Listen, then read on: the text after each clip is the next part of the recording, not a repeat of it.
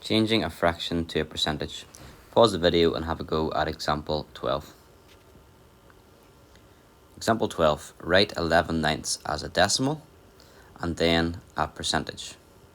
Answer the two decimal places. Well, to change 11/9 into a decimal to begin with, we can do 11 divided by 9. 9 doesn't go into 1, so we carry the 1 over. 9 times 1 is 9, that's 2 left over, so we carry over the 2 and remember to put our decimal point in.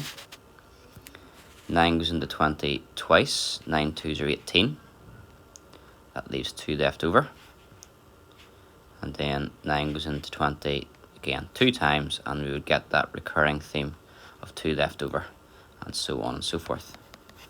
So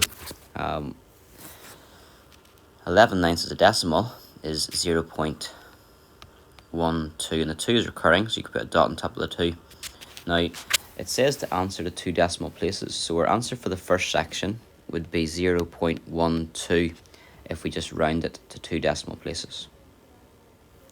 Then let's change that into a percentage. So I would use this number here. To change a decimal into a percentage, you multiply it by 100. So that is 1.222 dot dot dot multiplied by 100, and that would give you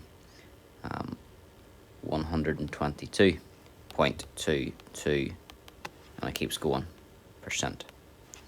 And then if we round that to two decimal places, we would get 122.22%. Okay, so that's the answer for what is a decimal to 2dp.